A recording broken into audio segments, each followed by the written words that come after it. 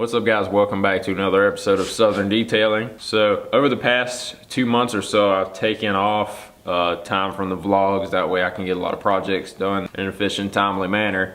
But the vlogs weren't slowing me down a lot. It was just a issue with trying to build a whole story and record everything while I was still trying to put together a good vlog for you guys that actually made sense and all of it would come together really well. So now it's summertime, I've got a lot more time on my hands and a lot more time to think about exactly what I want to do for these vlogs. So behind me I've got this Interceptor sport boat that we're going to be knocking off a lot of oxidation on and bringing back the shine. It has a really chalky finish due from fading in the sun and that type of stuff. So with gel coat and with boats, especially on this one in particular, we're not really looking to remove scratches and swirls as much as we are to just cut out the oxidation. So one of the first things I'm going to be doing is using my rotary polisher with my wool pad and some heavy cut compound. We're just going to knock this oxidation off. We're just going to chop it off. So after correction, the interior has a lot of faded vinyl, seating, and plastics and stuff like that.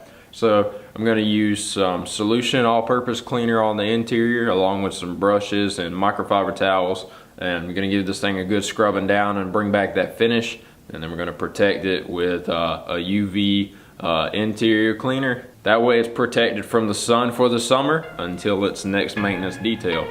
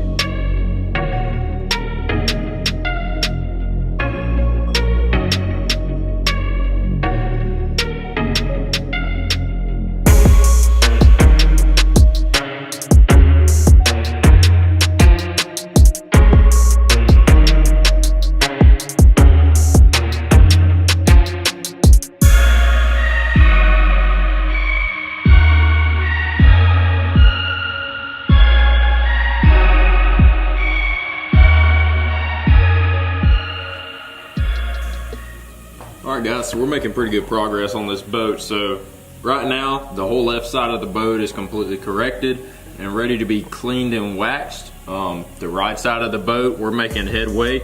We're about halfway done with that. So what I'm going to do after that is we're going to do scrubbing down the vinyl interior, and I'm going to do that with my 4:1 dilution of solution all-purpose cleaner from Shine Supply. So solution is going to release all of those heavy buildups on the interior, weathering and like sunscreen that may be stuck in the seats and stuff like that. It's really going to pull those out. Also, after we finish correcting, I'm going to wipe it down with Throwback. So Throwback is a paint cleanser. It'll remove all the oils and stuff like that that's left behind by polishes so that the wax has a clean surface to stick to. So for the first step, I'm using a DeWalt rotary polisher with a 3M wool pad. and some 3M rubbing compound to knock off all of the chalky layer that's built up on top of this gel coat. So next I'm just using a cutting pad and Classic Cut. Classic Cut is just gonna help knock down that oxidation even a little bit more, and it's also gonna take out those buffer trails that are left behind by the rotary. After that, then I'm polishing this thing out with Classic Polish just to give the surface a little bit more clarity, and it's gonna add a lot more reflection. And if there's any hazy marks left behind from Classic Cut, it's gonna knock all of that out right away. So we're doing about a 3-step process on this. Normally you wouldn't have to do this, but because the boat is chalky and has so much oxidation on it, it's necessary to take that first initial step with the rotary and a wool pad and go ahead and knock out that oxidation right away. So a major question that a lot of people ask themselves when they want to start out with any kind of detailing, whether it's automotive, boat, and whatever, is how do I get started and how do I build up a clientele? For me personally, I started out doing vehicles for friends and family and that kind of things, and advertise them on my social media page. Social media is such a big tool nowadays, and it's something that we can use to our advantage to draw in clients and show off the work that we do. So right away, you may not be making the big bucks. Really and truly, you may want to have your prices in the medium of people around your area, and you want to offer things that not everyone does. You want to do something that's going to help you stand out from other people. For me, anytime I do a wash and wax service, I include clay barring with that to cleanse the paint on any vehicle so that it has that really, really rich, smooth feel. And not a lot of people do that. Another thing that helps me stand out is this paint correction deal. I mean, a lot of people, when they get their car buffed, they get it polished out with a rotary and a wool pad, and that's it. And there's still a lot of buffer trails left behind and things like that. And then, sure, your scratches and swirls may be gone, but when you look in direct sunlight, you have a ton of buffer trails left that leave just a ugly finish to it. So if you're going to be doing paint corrections and anything like that and you want to add gloss to vehicles, go get yourself a dual action polisher. This dual action polisher is going to have that orbital motion along with a throw of a rotation to help remove scratches and defects, not only effectively but safely, so that you won't burn through clear coat or gel coat. So with a rotary, since it is a direct drive polisher, there is that chance of damaging and cutting through the clear coat. And without experience, that can lead to a lot of damage, and that's something you do not want to be liable for. Some other tips to help you be a better detailer is definitely degrease anything and clean everything before you dress it up. That goes for interior, tires, undercarriage, everything. Anything you put any kind of tire dressing on, a trim dressing, a conditioner, it has to be cleaned first. You don't want to be putting wax on a dirty vehicle that's never been washed and properly cleaned. So the same goes for your tires, trim, and everything else. Another tip to be an efficient detailer is to have really good lighting. So before, I never had really good lighting in the shop, but I did have little tripod stand lights and things like that help me out when I'm working with paint corrections and interior and everything. That way I visually know that I'm removing all defects and all contaminants within a vehicle. Alright guys, so those are just some quick tips and things to help you guys start out with detailing, or if you're already detailing and you're just falling behind and you feel like you haven't learned enough of anything, definitely just comment below and let me know if you have any other questions that I can possibly answer throughout my vlog series, because I really want these things to be more helpful to you guys than anything, instead of just be a boring video of me doing what I do. But now I'm going to continue finishing up this boat, so stay tuned.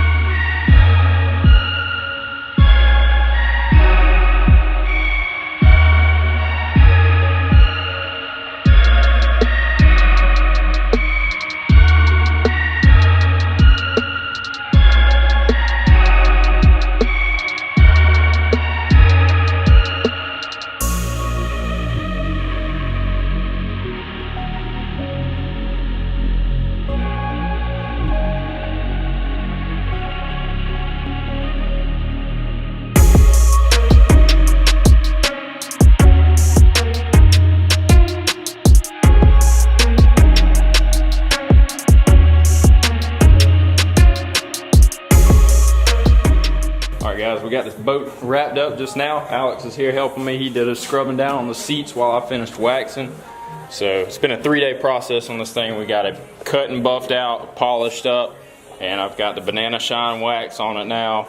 Interior is all cleaned up. It's the best condition we can get it. A lot of this stuff is too faded, too far gone to do anything with, but we gave it what we had. So we're about to get ready to clean up this back deck with some waterless wash now, put all our tools up, and call it a day. So it is Friday at 10:20 a.m. and we are clocking out for the week.